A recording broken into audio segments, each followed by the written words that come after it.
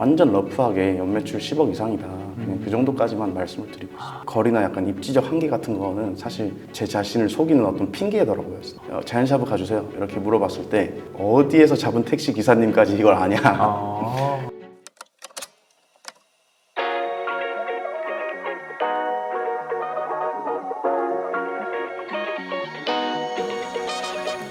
안녕하세요, 창톡의 노승욱입니다. 오늘 고수 초대석은 제주에서 비행기를 타고 멀리서 오셨습니다.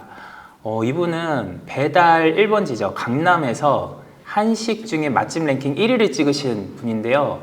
월 매출도 한 1억 가까이 나왔는데 이 매장을 접고 제주도로 내려가셔가지고 샤브샤브 집을 2개를 차려서 또 잘 나가시는 분입니다. 왜 잘 나가던 강남 배달 맛집을 접고 내려가셨는지, 샤브샤브 집은 또 어떻게 또 제주에서 성공하셨는지 비결 들어보겠습니다. 대표님 안녕하세요. 안녕하십니까. 네, 자기소개 좀 부탁드립니다. 네, 저는 제주도에서 자연샤브라는 샤브샤브 브랜드 운영하고 있고, 네. 그리고 유튜브 채널 잘 파는 사람들 채널 운영하고 있는 이호영이라고 합니다. 유튜브 잘 파는 사람들 네, 많이 검색해서 구독, 좋아요 눌러주시고요. 제가 대표님 한 3번째 뵙는 거예요. 네. 네, 제주도에서 저희 고수 신청해 주셔가지고 찾아가서 제가 한번 인사드렸고, 맞아요. 그 다음에 저희 매경에서 기업가용 소상공인 컨퍼런스 때 또 와주셨고, 네. 이제 오늘 3번째 뵙는 건데, 이제 소상공인 도와드리는 그 뜻이 잘 맞으셔가지고 너무 진짜 감사합니다. 네. 저도 감사드리고 있습니다. 오늘도 이렇게 제주도에서 멀리 와주시고, 네. 제가 대표님 유튜브 영상 저도 많이 봤는데요. 네. 그 아버지한테 벤츠 차를 뽑아주시는, 플렉스 하시는 그 영상 쇼츠에서 막 몇백만 뷰 나왔잖아요. 네. 와, 뭐, 그렇게 장사가 잘 돼서 차를 사드린 거예요? 일단은 그 영상에 대해서 먼저 말씀을 좀 드려야 될 것 같은데, 네. 그 영상을 작년 10월에 올렸거든요. 근데 그때만 해도 제가 유튜브를 막 본격적으로 시작한 건 아니었고, 주변에 너 유튜브 하겠다 얘기만 해서 지인들이 한 50명 정도 이렇게 구독만 해준 상태였어요. 그래서 저 개인적으로는 그냥 이제 가까운 사람들한테 자랑도 좀 하고 싶고, 그리고 이제 가족들 어떤 추억으로 남기고 싶기도 해서 그냥 그런 단순한 생각으로 영상을 올렸는데, 갑자기 최근에 이제 영상 조회수가 막 올라가는 거예요. 하루에 20만, 30만씩 막 올라가다가 결국에 이제 360만 넘어가던 시점에서 영상을 내렸거든요. 왜 내렸어요, 그거를? 우선 100만 정도 넘어가니까 네. 이제 주변에서 알아보는 사람들이 생기더라고요. 와. 이제 막 사장님 그 영상 잘 봤어요 이런 손님도 있었고, 그리고 이제 제가 나온 게 아니라 또 저는 목소리만 나오고 아버지 위주로 촬영된 영상이다 보니까 아버지 주변 지인분들이 이제 너무 자주 연락이 온다 이런 얘기가 나와서, 또 아버지도 그렇고 저도 제주도라는 지역사회에서 살다 보니까 그런 게 좀 불편하셨던 것 같아요. 저도 개인적으로 아버지한테 어떤 유튜브 채널 하는데 좀 이용한 것 같아서 죄송한 마음도 있고, 또 그 영상 자체도 좀 제가 이거 올린 게 좀 경솔했다 이런 생각이 들어가지고 영상은 내리게 됐어요. 근데 그래서 그 영상 올린 이후로 뭔가 좀 돈에 대해서 이렇게 오픈된 공간에서 이렇게 허울 없이 얘기하는 게 좀 조심스러워지더라고요. 그래서 뭐 저도 막 어디서 뭐 순수익 얼마냐 이렇게 얘기하면 보통 그냥 다 오픈하는 편이었는데, 지금은 이제 순수익까지는 그냥 다 오픈하진 않고 그냥 완전 러프하게 연매출 10억 이상이다. 그냥 그 정도까지만 말씀을 드리고 있습니다. 연매출 10억 이상. 네. 와. 러프하게 10억. 뭐 성실하게 정직하게 벌어서 사드린 거면은 뭐 부끄러울 거 없죠. 네. 근데 이제 또 오해하시는 분들도 있을 수 있으니까. 네. 궁금한 게, 강남에서 그렇게 잘 나갔던 배달 맛집을 접으시고 왜 제주도로 내려가셨어요? 일단 강남 맛집 접으신 이유부터. 처음에 제가 배달 시작하고 나서 한 맛집 랭킹을 되게 금방 들어갔어요. 그때 왜냐면 그때 5년 전, 6년 전만 해도 국밥을 배달로 시켜 먹는다는 그런 개념이 잘 없었거든요. 그래서 국밥은 좀 가서 따끈따끈할 때 먹어야지 이런 생각이 좀 강했었는데, 제가 그걸 창업하게 된 것도 강남에서 이렇게 밤에 돌아다니다 보면 국밥집들에 있는 할머니들이 배달을 엄청 많이 싸고 있는 거예요. 그 포장 비닐봉지에다가. 그래가지고 저게 단순히 일시적인 건지 아니면 계속 저런 건지, 제가 며칠 동안 가서 봤는데 계속 몇 군데 업체에서 포장과 배달이 엄청 많길래 배달의 민족을 켜서 봤더니 업체 자체가 몇 개 없는 거예요. 국밥을 배달하는 업체가. 그래서 아 이거를 도전해봐도 되겠다 그런 단순한 생각으로 우선 시작을 했는데 저 말고 다른 분들도 다 그렇게 생각을 했던 거죠. 이제 제가 그때는 이제 그 배달하시던 분들이 나이대가 좀 있으신 분들이어가지고 기존에 국밥집 하시던 분들이 하던 거여서 그래서 뭐 어떤 뭐 배달 플랫폼에 대한 이해도라던가 아니면 손님들한테 어떤 식으로 접근해야 되는지 그런 거 없이 그냥 올려만 놓고 파는 거였어요. 근데 이제 제가 이제 배달 플랫폼에 맞게 설정도 잘 하고 메뉴 같은 것도 잘 개편해서 올리고 하니까 금방 맛집 랭킹에 올라갔거든요. 그게 이제 잘 되는 게 맛집 랭킹 1위에 올라가면서 노출이 팍 되다 보니까 주변에서도 다 저처럼 생각해서 너도 나도 다 뛰어들기 시작한 거예요. 그래서 한 오픈하고 잘 되고 6개월 정도 지나니까 원래 기존에 경쟁사가 3-4군데 정도 있었는데 네. 6개월 정도 지나니까 15군데가 넘게 이제 생기는 거예요. 그래서 그런 걸 겪으면서 이 시장이 되게 진입장벽이 낮구나 그런 걸 깨닫게 되면서 이제 시간이 더 지났을 때 어떻게 될까에 대해서 저 스스로도 고민을 많이 했고 그래서 이 배달 시장에서 그럼 수익을 본 걸로 홀 매장으로 이전을 해야겠다 그렇게 생각을 하던 중에 이제 제주도에서 사업을 할 수 있는 기회가 있어가지고 네. 가게 된 거죠. 그러니까 배달은 진입 장벽이 너무 낮더라. 네. 어쨌든 진입 장벽이 낮은 사업은 이제 시간이 지날수록 마진이 영에 수렴한다는 거니까. 네. 너무 레드오션인 거죠. 경쟁이 치열하다. 배달료도 계속해서 상승이 되고 하니까 네네. 저도 운영을 하는 기간 중에 계속해서 마진이 조금씩 줄어드는 게 보였어요. 그러니까 마진 자체는 안 줄어들더라도 마진율이 계속 줄어드니까 왜냐면 저도 음식 가격을 높이고 뭐 메뉴의 가치를 더해서 음식 가격을 높인다고 하더라도 마진율이 그대로거나 마진율이 떨어지니까 계속 1-2%씩 계속 떨어지니까 네, 더 많이 파는데도 남는 건 그대로고. 네. 그죠. 일단 완전 서울에서 제주도로 가서 그리고 업종도 완전 변경해서 저는 배달 아예 안 하겠다고 마음을 먹고 이 기존의 배달 전문점은 제 친구에게 넘겼어요. 그리고 나서 홀 매장으로 아예 목표를 잡고 가다 보니까 뭐 배달 매출이 줄어드는 거에 대해서 큰 걱정이나 그런 건 없었는데 기존에 하시던 분들은 진짜 포기하기 어려울 것 같아요. 예를 들어서 뭐 배달 매출이 5천만 원 있고 홀 매출이 5천만 원이 있는데 배달을 하지 마라 라고 했을 때 과연 그거를 그만둘 수 있는 사람이 있을까? 그런 생각은 저도 못 그만둘 것 같거든요. 그리고 그만둬야 될 이유도 없고 잘 되는데 저 같은 경우에는 이제 홀이면 홀, 배달이면 배달 이렇게 딱 정해서 가는 게 좋다고 생각을 하거든요. 홀 매장이면 홀 전문 매장으로 가고 배달 전문 매장이면 배달만 하고 그렇게 가는 게 저도 선택과 집중을 하는 게 낫다고 생각하는 사람이라서. 그 두 개를 같이 하는 것보다는 하나만 하는 게 낫다고요? 네, 저는 그렇게 생각하고 있습니다. 아니 보통은 뭐 배달 30%, 네. 홀 70%가 이상적이다 뭐 이런 식으로 몇 대 몇으로 얘기하던데 0대 빵으로 뭐 100대 0으로 이렇게 하는 게 낫다? 홀 70이면 포장 30을 만들자 주의여가지고 배달이 아니라. 그럼 제주도에서 장사할 수 있는 기회가 생겼다 하셨는데 뭐 연고가 있으셨어요? 우선 저희 가족이 다 제주도에 살고 있고요. 제주도 고향이세요? 저는 대구에서 살다가 중학교 2학년 때 가족들이 다 같이 제주도를 갔거든요. 네네. 그래서 우선은 연고가 거기에 있었고 그리고 뭐 제가 제주도를 갑자기 간다고 했을 때 사람들이 제주도에 뭐가 있냐, 제주도 어떤 뭐 블루오션을 발견했냐 이런 사람들도 되게 많았어요. 왜 제주도냐? 근데 제가 어떤 뭐 주도 면밀한 분석을 통해서 제주도로 간 게 아니라 저도 뭐 그냥 제 상황에 맞게 하다 보니까 그냥 제주도라는 선택지밖에 남지 않아서 제주도 안에서 이제 할 수 있는 일들을 찾았던 것 뿐이거든요. 그래서 뭐 시장성을 분석하거나 어떤 수요를 예측해서 제주도를 간 거는 아니고 저의 환경과 상황에 맞추다 보니까 제주도로 간 거죠. 네. 당연히 뭐 서울이 인구도 많고 수요도 되게 많잖아요. 그리고 어떤 뭐 교육이나 인적 네트워크 이런 것도 엄청 활발한데 그래서 저도 제주도에 있으면 답답함을 느낄 때가 있거든요.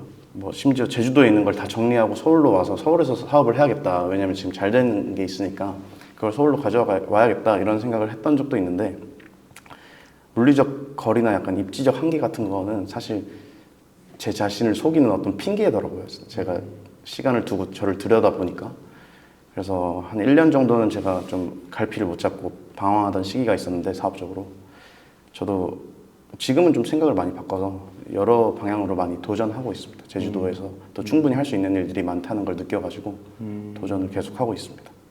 네, 제주도가 보니까 인구가 꽤 많더라고요. 생각보다 한 70만 70만 명 정도. 네. 네.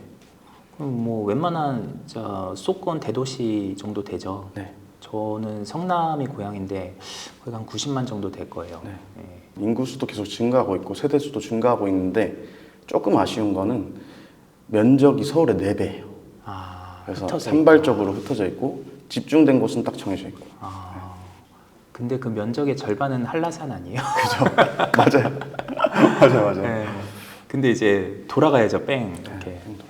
그 제주도에서 고수 신청이 오셔가지고 저희가 이제 면접을 보러 제가 제주도까지 비행기 타고 갔는데 보니까 제주 공항의 정 반대편에 있는 거예요, 자연샤브가. 맞아요. 그래서 저희가 가려고 하다가 다음 일정 때문에 차마 못 가서 중간에서 만났죠. 네.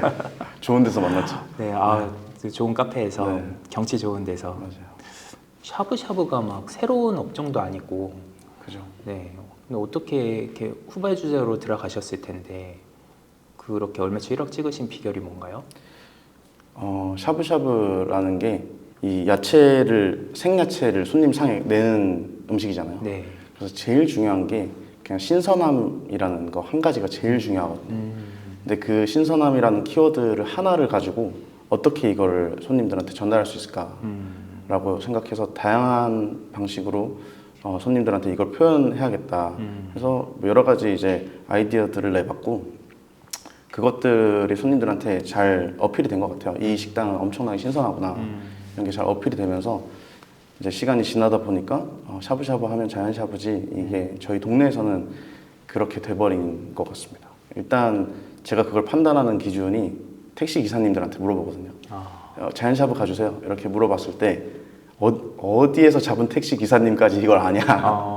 근데 한 동네에서 3, 4km 떨어진 택시 기사님도 다 이제는 알 정도로 자연샤브 가달라고 하면 다 알 정도가 돼서 진짜 제주 도민 맛집이 돼버린 느낌이라서 일단 신선함이라는 그 키워드가 손님들한테 잘 전달된 것 같아요.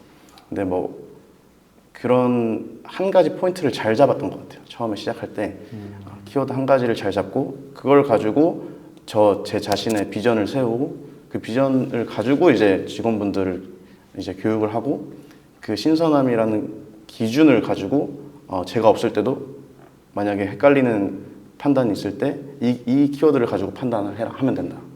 이걸 버려야 될지 써야 될지 라는 걸 저한테 물어보지 않아도 직원분들이 스스로 판단할 수 있는 기준이 이 신선함이라는 기준을 제가 세워줘가지고 그런 것 때문에 이제 직원분들도 다 이 키워드에 대한 동의를 하고 있고 그리고 이거에 대해서 같이 더 개발하려고 노력하고 있고 그러다 보니까 일도 좀 쉬워지고 의사소통도 또 좀 더 간편해지고 그런 것들이 또 고객들한테도 잘 전달된 게 아닌가 그렇게 생각하고 있습니다.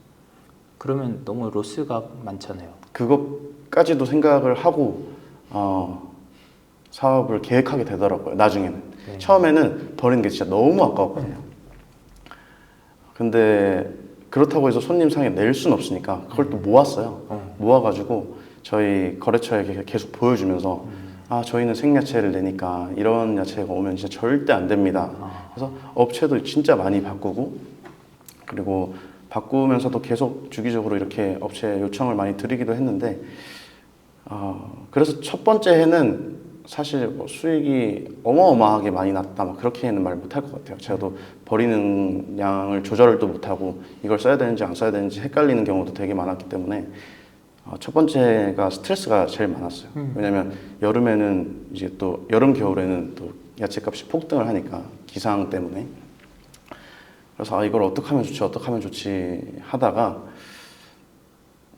간단한 해결 방법이 있더라고요. 좋은 야채를 신선한 야채를 가져올 수 있는 간단한 방법이 있었는데 네, 뭔데요? 그게 비싼 야채를 가져오면 되는구나 그거였어요. 그래서 싸고 좋은 건 없다.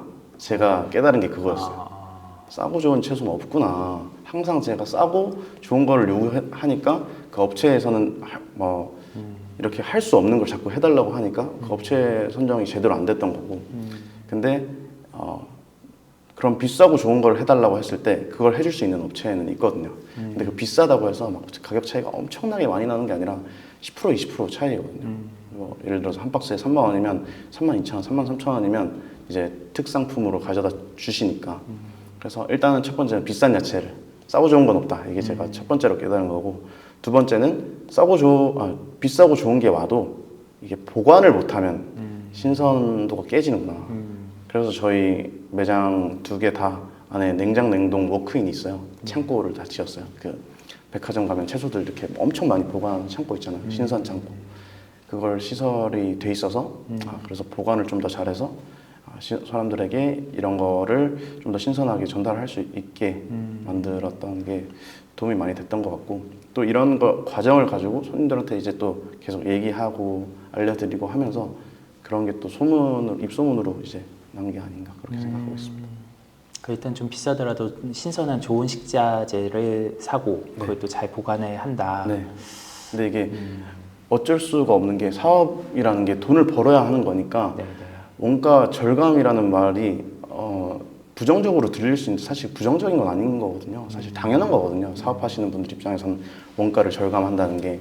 근데 원가를 절감해야 될 부분이 있고 안 해야 될 부분이 있는데 그 부분만 잘 구분해서 원가 절감을 하면 충분히 좋은 가치를 저렴한 비용으로 만들어낼 수 있는 건데 이제 식자재 중에서도 힘을 줘야 될 게 있고 뺄 부분이 있는데 샤브샤브는 그 채소에서만큼은 절대로 힘을 빼면 안 된다. 그래서 비싸고 좋은 야채를 찾아보는 게 되게 큰 도움이 됐던 것 같습니다. 장사 어려우시죠? 사장님 사연을 보내주시면 장사 고수가 직접 찾아가 무료로 컨설팅을 해드립니다. 배달의 건당 단가를 올려주는 방법이 또 있어요. 새로운 음식을 넣는 건 좋지만 전문성이 깨지면 안 되거든요. 조금씩 변형을 주는 거예요. 지금 바로 고정 댓글 링크에서 신청해보세요. 저희 고수분 중에 그 하와이 조개 대표님 있어요. 수산물 그 조개구이 프랜차이즈인데 그분도 신선함이 생명이다.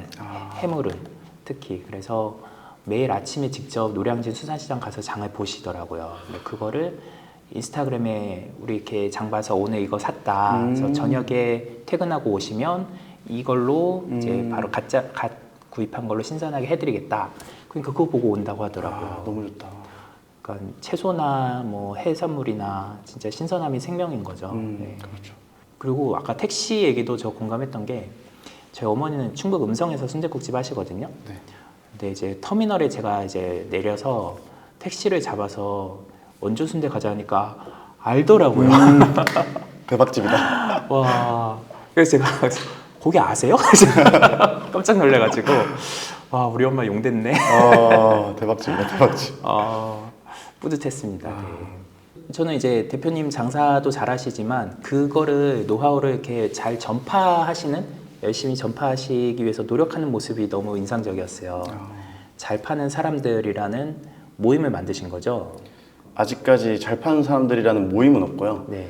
잘 파는 사람들이라는 유튜브 채널은 있는데 제가 지금 이제 운영하고 있는 모임은 저희 강남역 클래스라는 채널 아시죠? 네. 그 평안도 식당 강혁주 대표님이 운영하시는 얼마 전에 나오셨죠, 장면도. 네.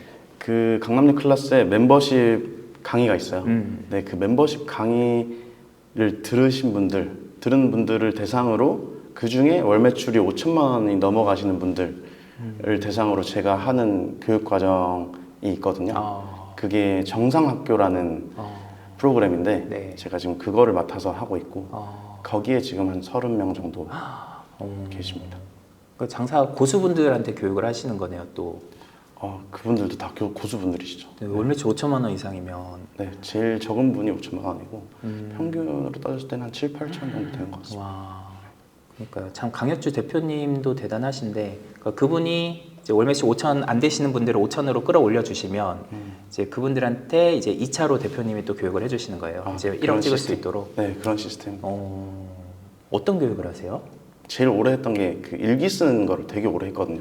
10년 이상 제가 일기를 쓰고 지금도 쓰고 있는데 그 일기 쓰면서 얻었던 인사이트들이 되게 많아요. 왜냐면 계속해서 일기라는 건 어쨌든 제 자신에 대해서 알아가는 과정인데 그거를 제가 사업으로도 녹여봐야겠다 해서 제가 장사 일지를 만들었어요. 그래서 제가 만든 장사일지를 가지고 이제 매달 교육을 하는 거거든요. 그래서 그 장사일지를 기반으로 일단 교육을 하고 그걸 작성해서 저희 카톡방에 다 올려주세요, 매일매일. 그래서 그걸 올려주시면 제가 그 장사일지를 보고 피드백 해드리고 그리고 한 달에 한 번은 오프라인 모임을 갖거든요.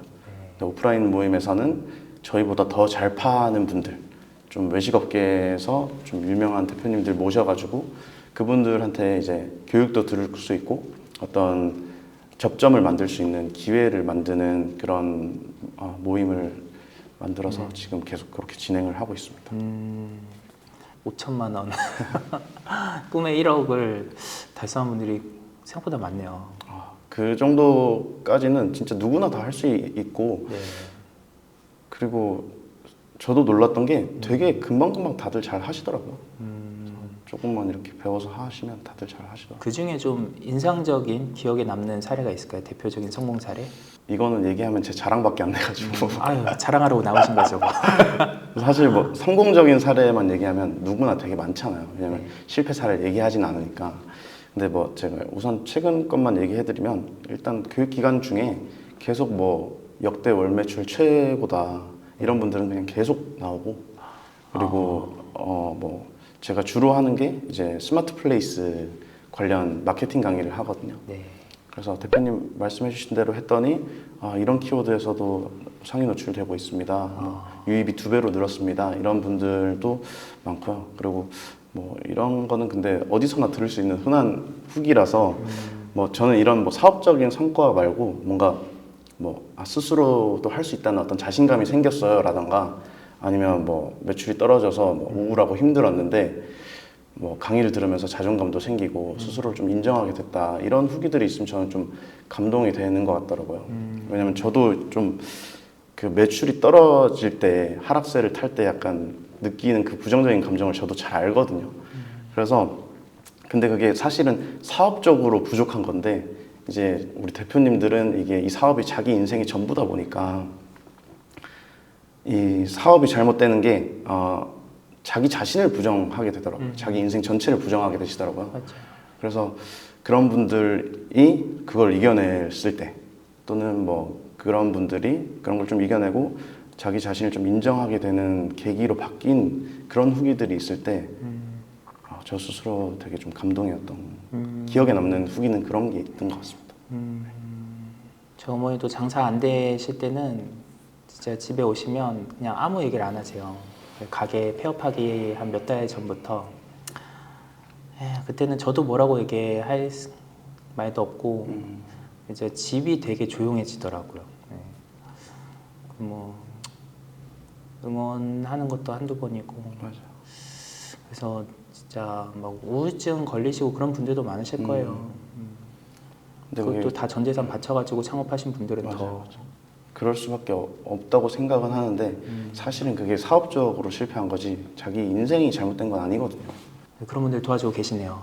네, 그렇게 하려고 노력하고 있습니다. 대단하십니다. 저희 창톡에서도 또 저희 고수로 활동하시면서 지금 상담해 주시니까요. 어려운 분들 많이 신청해 주시기 바랍니다. 근데 대표님 되게 젊어 보이세요. 실례지만 나이가 어떻게 되실까요? 올해 32살입니다. 와, 그러면 장사를 언제부터 시작하셨어요? 장사는 사실 제가 20살 때부터 이제 외식업이 아니고 네. 그 동대문 노점에서 일을 시작했어요. 어, 그래서 호떡도 구워서 팔고 핸드폰 케이스 파는 알바 같은 것도 하고 그때부터 좀 이제 보고 자란 게 그런 거니까 네. 나도 장사를 언젠가 해야겠다 이런 생각을 계속 가지고 있긴 했었거든요. 어, 그래서 23살쯤에 제가 제 이름으로 처음 장사한 게 이제 동대문 노점에서 제가 장사를 시작한 게 그때 처음 시작한 거였고 아니 고향은 대구라고 하셨잖아요. 네. 근데 혼자 서울 올라오신 거예요, 장사하려고? 그때는 이제 돈을 많이 벌고 싶은 욕망이 있으니까 뭘 하면 좋을까 해서 무작정 서울 왔는데 서울 와서 이제 숙식 제공되는 일을 찾다 보니까 동대문으로 가게 됐습니다. 근데 처음에 이제 숙식 제공된다고 해서 간 데가 그 동대문 도매시장에 네.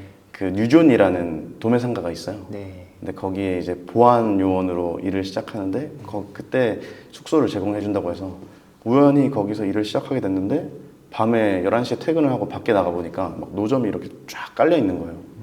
네, 사람들이 엄청 많이 있고 그 노점 상인분들이 다 여기 앞에 이렇게 된 힙색 가방을 다 메고 있는데 거기에 막 돈이 이만큼씩 현금을 다 가지고 있는 거예요. 그래서 아, 나도 저걸 배워봐야겠다 이런 생각이 들어서 이제 그 일을 정리하고 보안요원 일 정리를 하고 이제 노점에서 일을 시작하게 된 거죠. 그때가 한 2010년 이쯤 됐겠네요. 네, 2010년, 11년이었던 것 같습니다. 그때만 해도 동대문 상권이 좀 괜찮았나요? 아, 그때는 진짜 어마어마했죠.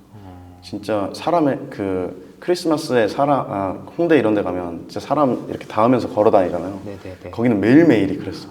매일매일 사람이 엄청 많았고 그리고 노점 하시는 분들도 그래서 돈을 되게 많이 벌었던 것 같아요. 그 대표님이 전에 얘기해 보니까 부동산에 좀 관심이 많으시더라고요. 네. 저는 진짜 부할 못이거든요. 뭐 집도 없고. 그래서 제가 이제 유통을 올해 출입을 했는데 부동산에 출입할 기회가 있었어요. 근데 저는 부동산 관심 없다 해가지고 제가 그걸 다른 동기한테 넘기고 저는 유통만 했는데 그거가 너무 후회가 돼요. 지금 보면 이게 상가는 부동산이랑 밀접한 관련이 있더라고요. 그래서 그때 좀 공부 좀 해둘 걸 싶었는데 부동산은 왜 관심을 갖게 되신 거세요? 집이 없어가지고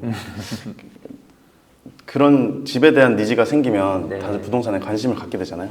저도 그렇게 해서 부동산에 관심을 갖기 시작했는데 결론적으로 사업하면서 이제 부동산에 조금 더 관심을 갖게 된 거는 사업하다 보니까 돈을 안 빌려주더라고요, 은행에서 잘. 그렇죠. 네, 자영업자분들이 특히나 돈을 잘 안 빌려줘요. 근데 예를 들어서 제가 뭐 집을 한 채 가지고 있으면 그 집을 담보로 대출을 받을 수 있잖아요. 그래서 사업하다 보면 자금이 되게 필요할 때가 있는데 그 자금이 필요할 때 사실 집이 있으면 집을 담보로 대출을 받아서 잠깐 자금을 융통할 수도 있고 또 사업이 잘 풀리면 다시 이제 그 돈을 집에 넣어놓고 월세를 받을 수도 있고 그래서 그냥 저만의 은행을 만든다고 생각을 했었어요. 왜냐면 은행에서 안 빌려주니까.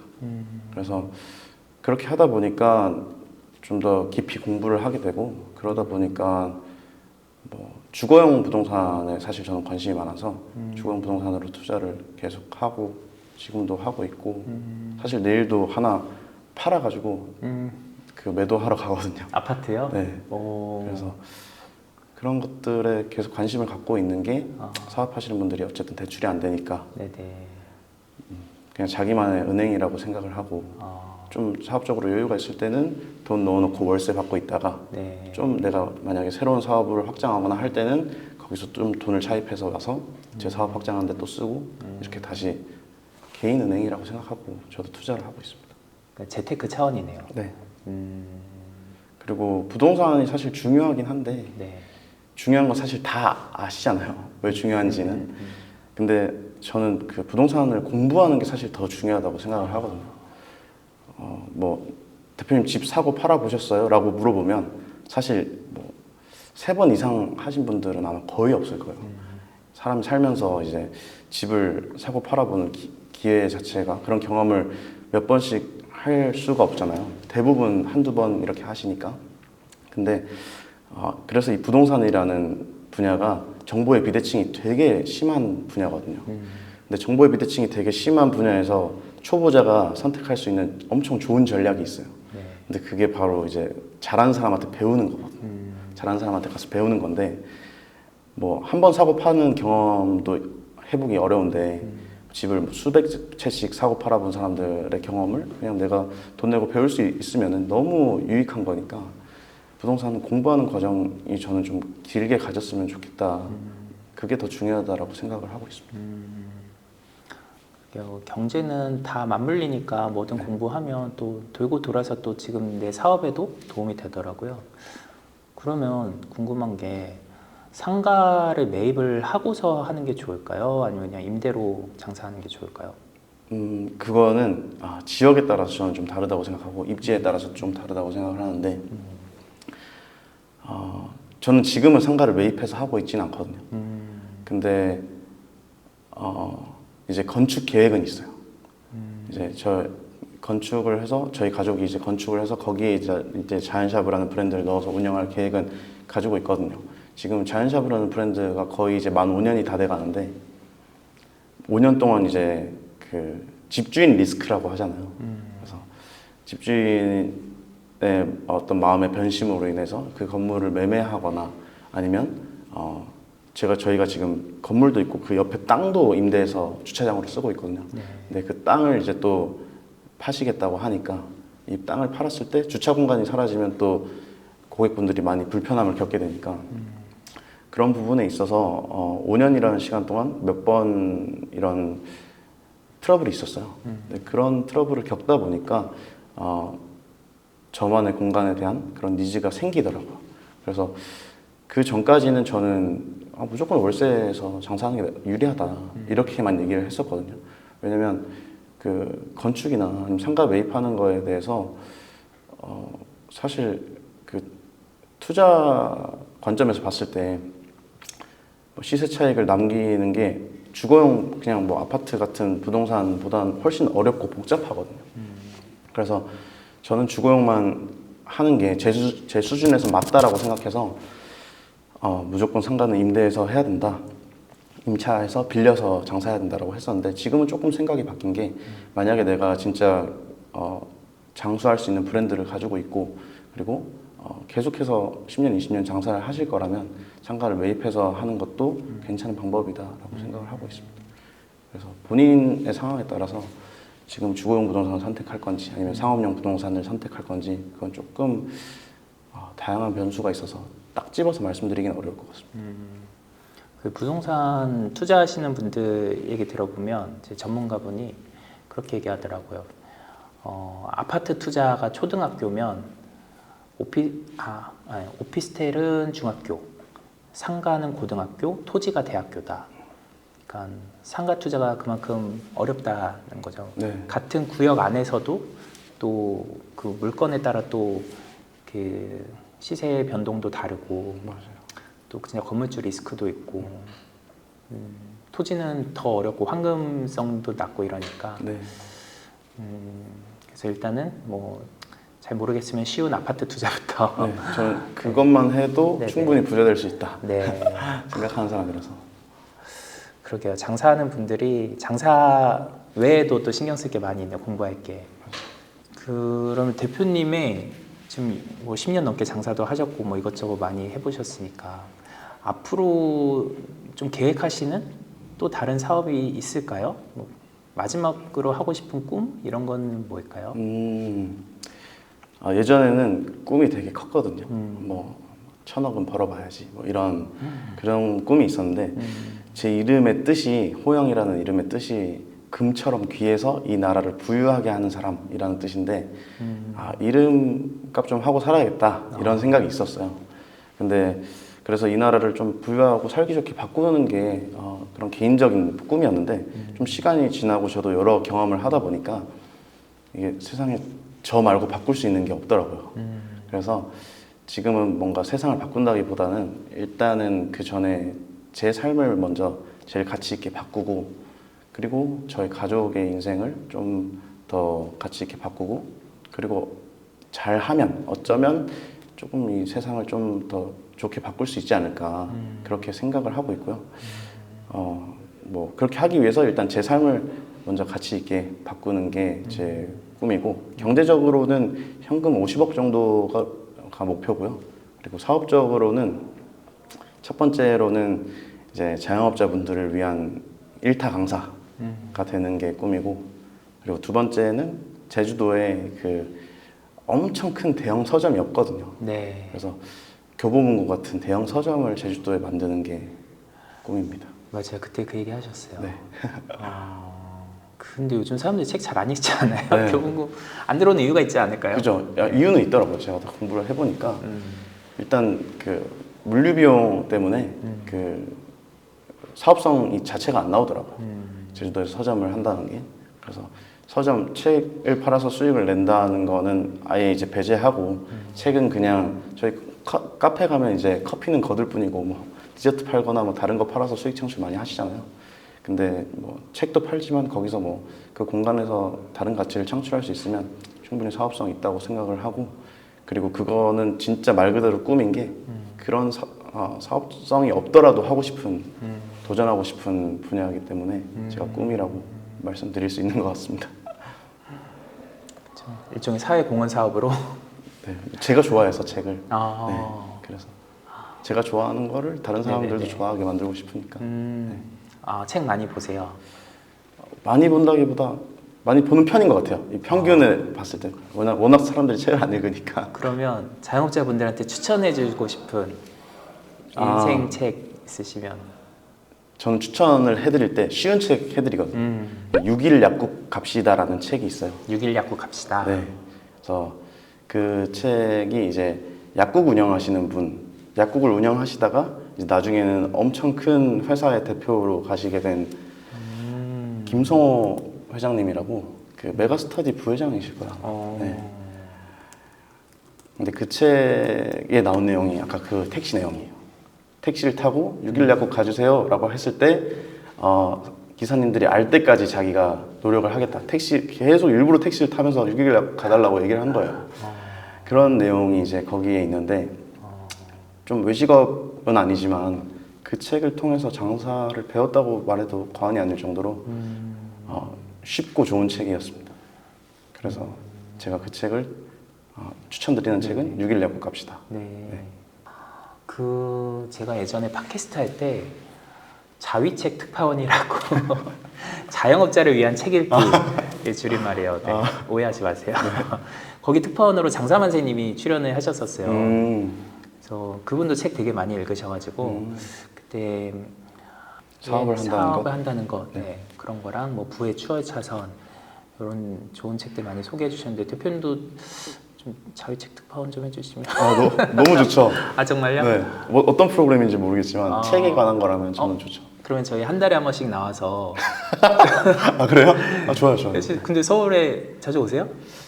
한 달에 한두 번 오거든요. 네. 아무 때나 뭐 2달에 한 번이든 3달에 한 번이든 오실 때 책 한 네. 권씩 소개 좀 해주시겠어요? 너무 좋아요. 너무 좋아요. 지금 즉석에서 바로 네. 섭외했습니다. 책 관련해서는 저도 너무 네네. 좋아해서 책을. 좋습니다. 네, 잘 파는 사람들이라는 유튜브도 하시고 또 그 강남역 클래스에서 그 멤버십 수강하고 월 매출 5천만 원 넘으신 분들한테 또 1억으로 또 올려주는 강의도 하시고 자영업자를 위한 일타 강사 역할 많이 앞으로도 잘 부탁드리고요. 네. 끝으로 하시고 싶은 말씀. 뭐 사실 저는 제주도에서 사업하게 된 것도 그리고 샤브샤브라는 아이템을 선택하게 된 것도 다 운이었거든요. 그러니까 제주도로 간 것도 그냥 제 상황에 맞춰서 간 거고 제 가족이 거기 있고 하니까. 그리고 샤브샤브를 선택한 것도 아버지 지인분이 우연히 그 샤브샤브 프랜차이즈 관계자셔가지고 우연히 거기로 추천받게 돼서 가서 배우게 된 거거든요. 그래서 장사를 성공하는데 이 입지라는 요소, 제주도에서 한 거랑 샤브샤브라는 이 아이템적인 요소는 저는 이게 사업 성공의 전부라고 생각하진 않아요. 저도 사실 운적인 요소로 이게 다 맞물리게 된 거여서. 근데 그것보다 더 중요한 것들이 저는 사장님이 어떤 분인가가 제일 중요하다고 생각을 하거든요.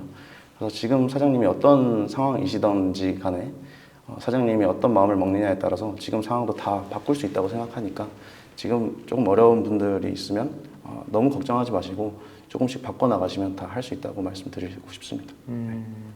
그럴게요. 저도 이제 많은 장사 고수분들 만나보면 뭐 이분이 꼭 그거랑 연고가 있어서 뭐 어떤 특기가 있어서 성공하신 건 아니더라고요. 네. 뭐 한식으로 성공하신 분은 또 일식도 다 통달하시고 그러니까 어떤 성공하는 원리가 있는 것 같아요. 그것만 깨우치면 또 그러니까 누가 하느냐도 진짜 중요하고 본인 마음가짐. 네.